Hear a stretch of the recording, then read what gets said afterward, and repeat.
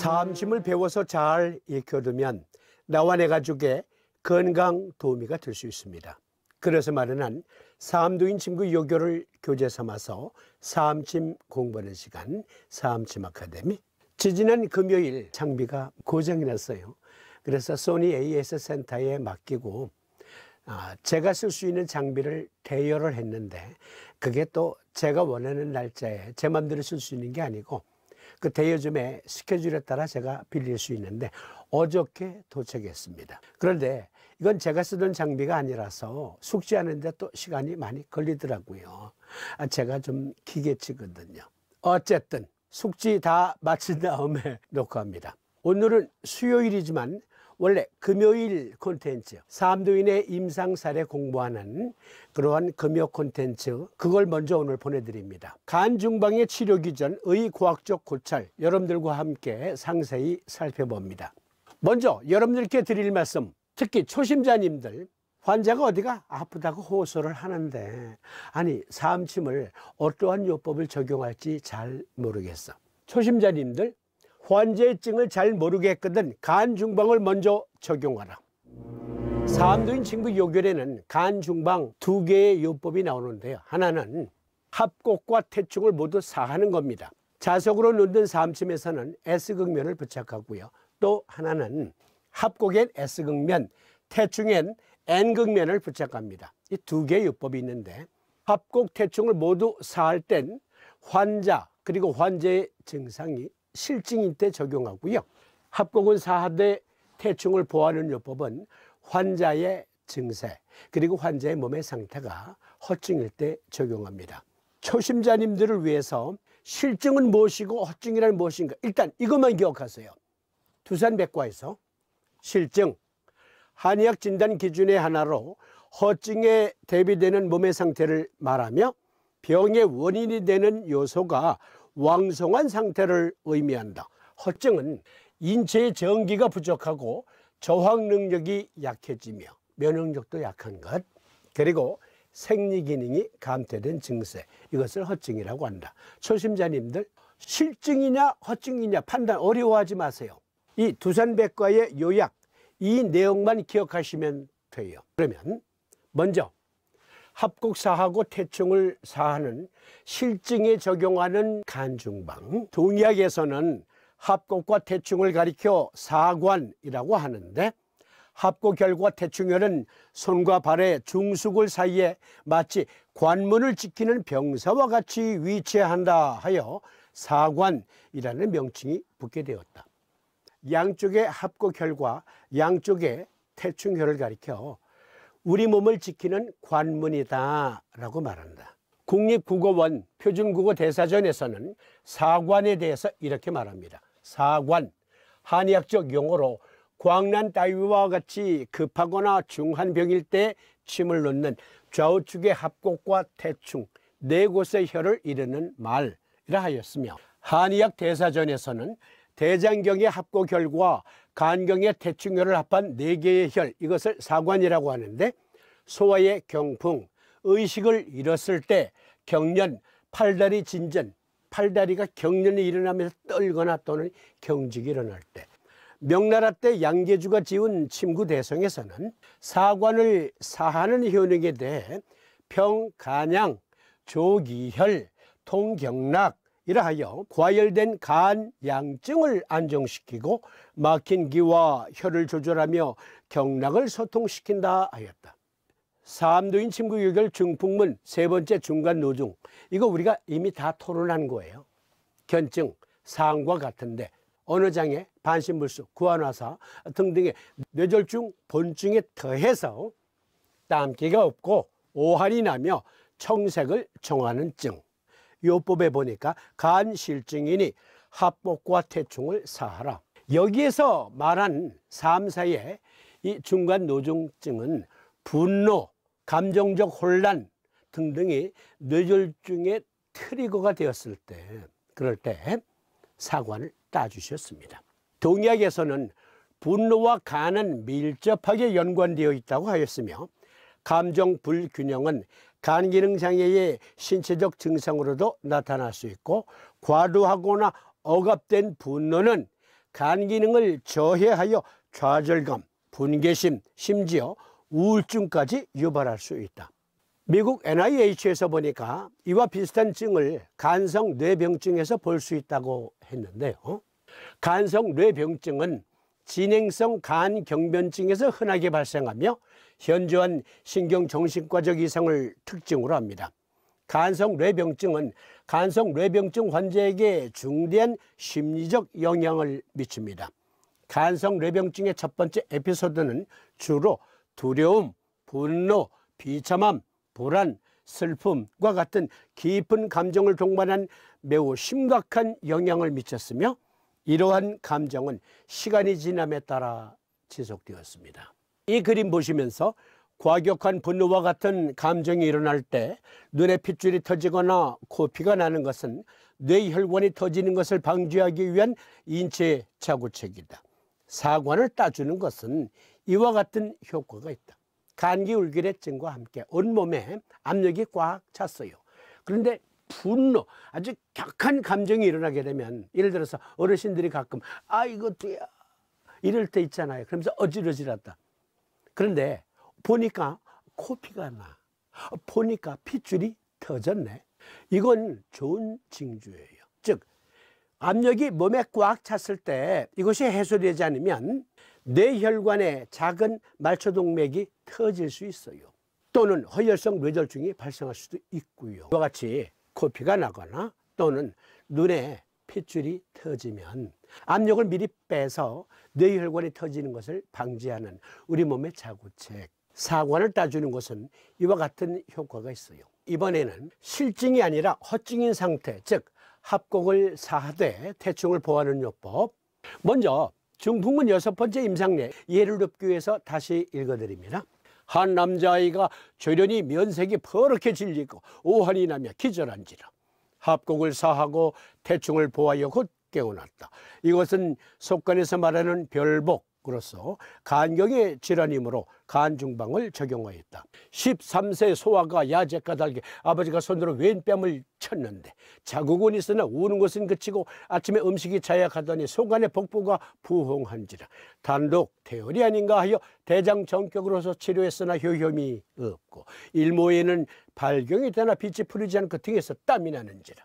다시 경풍 기란인가 의심하여 태충을 보하고 소부를 사하였으나 또 낫지 않거늘 간 중방을 쓰므로 견효하기 신과 같았나니 급타절경이 경풍 기란이 되지 않고 간중이 된 것은 무슨 까닭인가. 소아는 혈기가 미완하여 간기가 항상 미약한지라. 변원 미달지제의 수사가 가장 먼저 되는 까닭으로 간중이 되는 것이다. 0세에서 3세 그리고 25세까지, 25세에서 50세, 50세에서 75세, 75세 이상 간이 변화하는 그러한 모습을 설명하고 있는데요.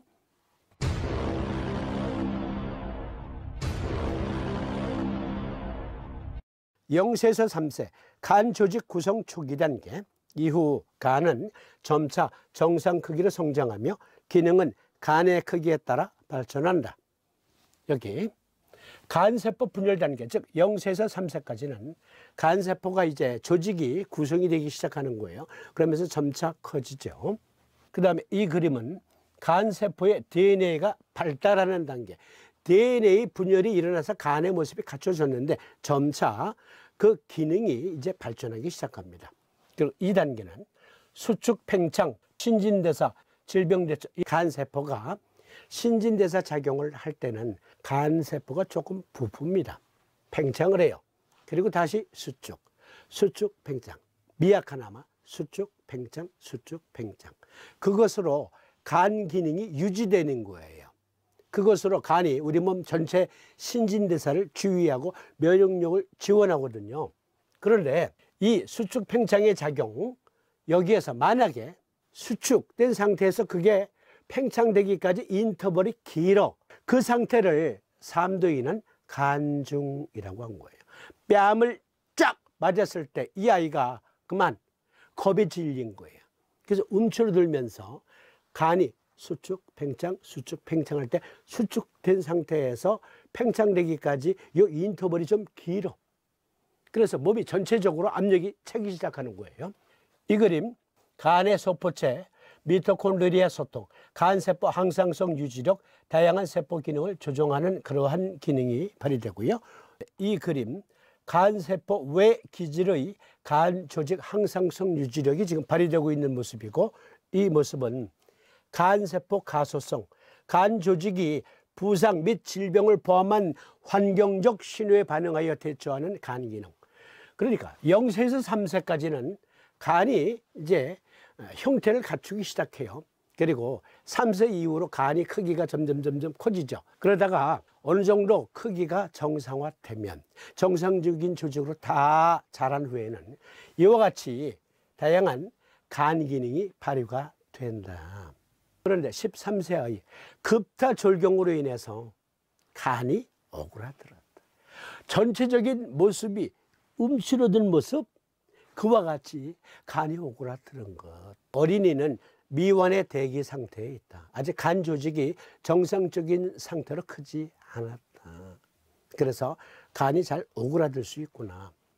이때에 발생한 몸의 압력은 사관을 다 따주는 게 아니고 합곡은 사하되 태충은 보한다.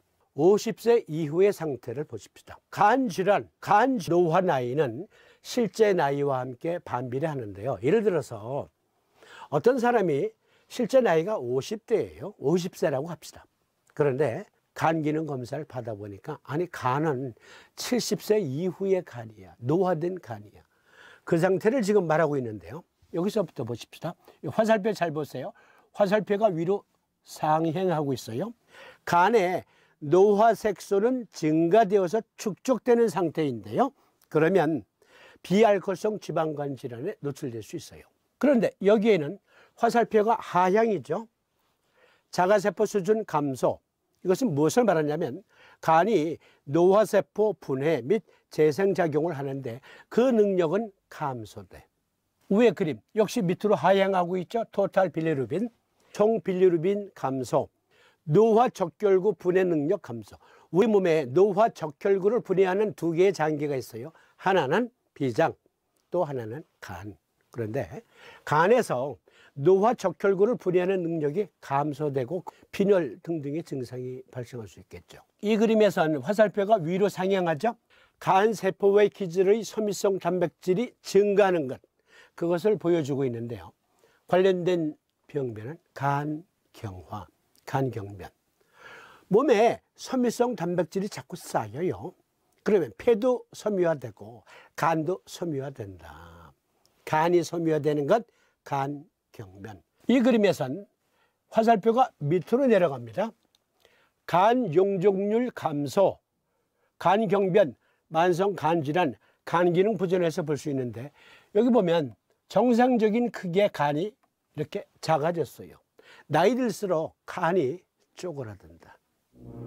그러니까 사암사께서 어떤 경우에는 합곡을 사하고 태충도 사했어요.